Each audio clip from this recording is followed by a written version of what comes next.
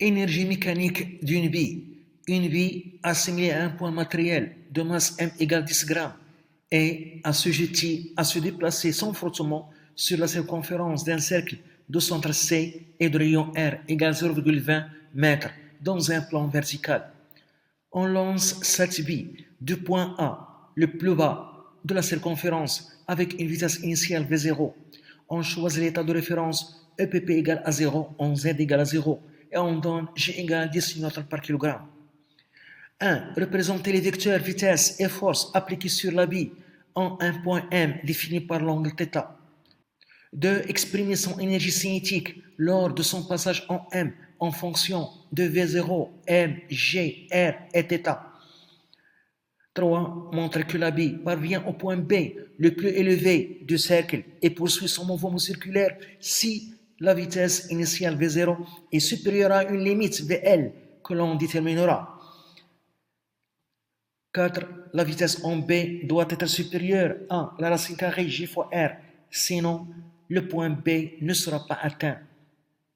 Calculer l'énergie minimale en A permettant d'atteindre le point B. 1. Représenter les vecteurs vitesse et force appliqués sur la bille en un point M défini par l'angle θ. 1. Les vecteurs vitesse et force.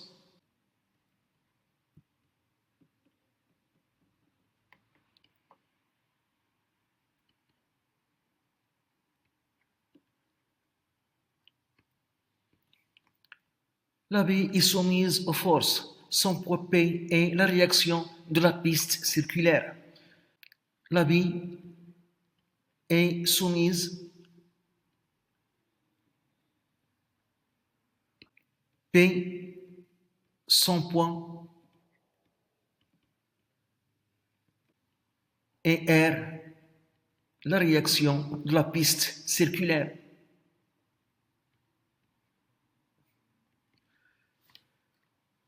Le poids P est vertical, vers le bas. La réaction R de la piste circulaire est perpendiculaire à la tangente à la trajectoire en M, en absence de frottement. Le vecteur vitesse est tangent à la trajectoire et a pour sens le sens de mouvement. 2. Exprimer son énergie cinétique lors de son passage en M en fonction de V0, M, Gr et θ. 2. L'expression de son énergie cinétique.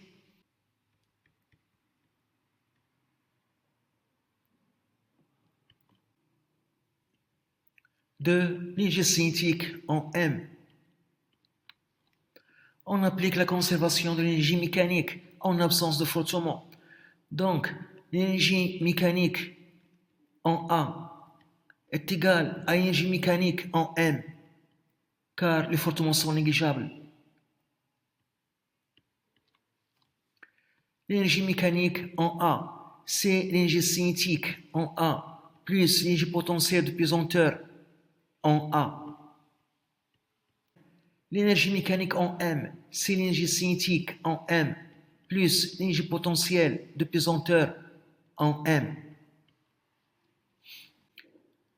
L'énergie potentielle de pesanteur a pour expression M fois G fois Z plus une constante, car on a choisi l'axe OZ orienté vers le haut. Si l'axe OZ est orienté vers le bas, on doit introduire ici un signe moins, car on doit avoir, lorsque Z augmente, l'énergie potentielle de pesanteur augmente. Et on a donné l'état de référence EP égale à 0, 11Z égale à 0 pour trouver la constante.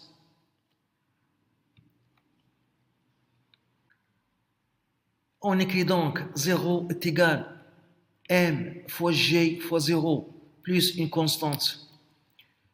Donc la constante est égale à 0. Donc l'énergie potentielle de pesanteur est égale M fois G fois Z. Et je remplace l'énergie cinétique en A, c'est 1 demi M fois V0 au carré, plus l'énergie potentielle de pesanteur en A, c'est M fois G fois ZA qui est égal à 0, est égal l'énergie cinétique en M qu'on cherche, plus l'énergie potentielle de pesanteur en M, c'est M fois G fois Zm. L'ordonnée de point M. On a, d'après les données, Z1, l'ordonnée de point A est égale à 0. L'ordonnée de point M est égale. L'ordonnée de point M est égale. Pour trouver l'ordonnée de point M, on projette le point M sur l'axe OZ. Si cette distance, c'est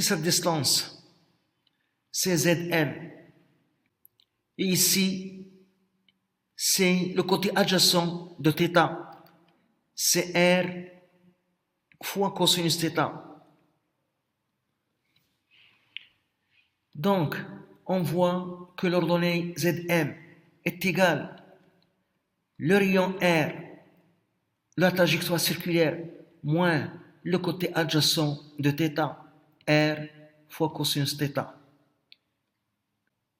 Donc, l'énergie cinétique de la bille en M est égale à 1 demi M V0 au carré moins M fois J fois Zm. On factorise par R. Donc R, 1 moins cosinus θ. C'est l'expression de l'énergie cinétique de la bille en M en fonction de sa masse M, sa vitesse initiale V0, l'intensité du champ de la pesanteur G, le rayon de la trajectoire circulaire et l'angle θ. 3. Montrer que la bille parvient au point B le plus élevé du cercle et poursuit son mouvement circulaire si la vitesse initiale V0 est supérieure à une limite VL que l'on déterminera. 3. La valeur de la vitesse limite.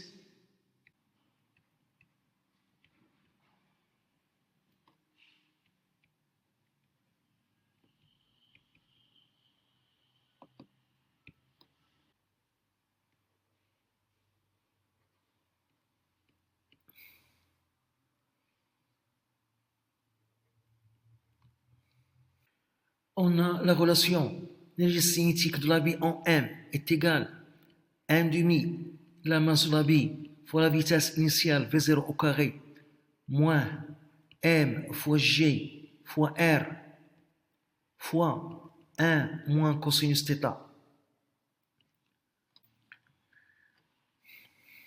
Au point B,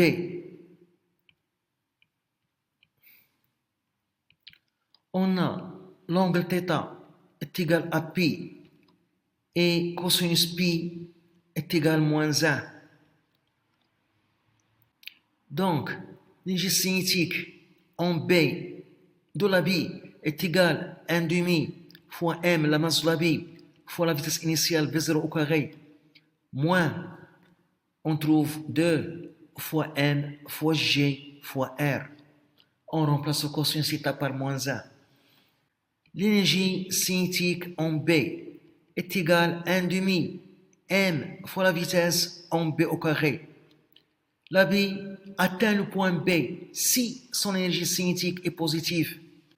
Donc, 1 demi M V0 au carré moins 2 M fois J fois R est positif. On peut écrire donc 1 demi M V0 au carré est supérieur à 2 M fois G fois R. Je simplifie par la masse M et je multiplie le nombre par 2 et je trouve V0 au carré supérieur à 4G fois R. Donc, V0 est supérieur à la racine carrée de 4G fois R qui donne 2 fois la racine carrée 2 fois la racine carrée de G fois R. Ça signifie la vitesse initiale V0 est supérieure à une vitesse limite qu'on cherche. Donc la vitesse limite c'est 2 fois la racine carrée de G fois R. Application numérique. 2 fois la racine carrée de 10 fois 0,2, on trouve la vitesse limite est égale. On trouve 2,82 mètres par seconde. Si la vitesse initiale de la bille V0 est supérieure à 2,82 mètres par seconde, la bille atteint le point B. 4. La vitesse en B doit être supérieure à la racine carrée de G fois R. Sinon, le point B ne sera pas atteint.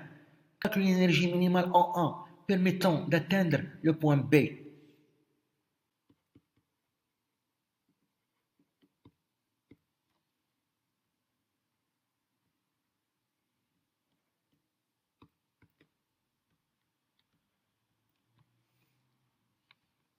On applique la conservation de l'énergie mécanique en absence de frottement.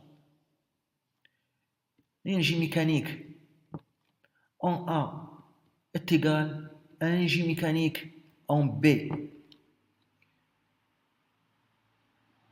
L'énergie mécanique en A, c'est l'énergie cinétique en A, plus l'énergie potentielle de pesanteur en A, est égale à l'énergie mécanique en B, c'est l'énergie cinétique en B, plus l'énergie potentielle de pesanteur en B. On a l'énergie cinétique en A. L'énergie potentielle de pesanteur en A, c'est 0, car le point A a pour altitude 0, est égal. L'énergie cinétique en B, c'est 1,5 fois la masse de la bille fois la vitesse en B au carré, plus l'énergie potentielle de la bille en B, plus l'énergie potentielle de pesanteur en B, c'est M fois G fois l'altitude de point B, ZB, qui est égal de R. Donc, l'énergie cinétique en A est égale à 1,5 fois la masse de la bille fois la vitesse en B au carré, plus ZB, c'est de R, de M fois G fois R. Et on aura l'énergie cinétique minimale avec la vitesse B minimale. L'énergie cinétique minimale en A est égale à 1,5 M VB minimal au carré plus 2 M fois G fois R qui est une constante est égal à 1,5 fois la masse M, la vitesse en B minimale, c'est la racine carrée de G fois R au carré, c'est G fois R plus 2 M G R est égal. On trouve 5 sur 2 M fois G fois R. Application numérique, l'énergie cinétique minimale en A pour que la bille atteigne le point B à la vitesse minimale qui est égale à la racine carrée de G fois R est égale 5 sur 2. La masse de la bille 10 grammes en kilogrammes fois 10⁻³ G 10 newtons par kilogramme R 0,2 mètres égale. On trouve 5 fois 10⁻² joules. L'énergie cinétique en A égale 5 fois 10⁻² joules. C'est l'énergie cinétique minimale qu'il faut fournir à la bille en A pour qu'il atteigne le point B à la vitesse minimale racine carrée de G fois R.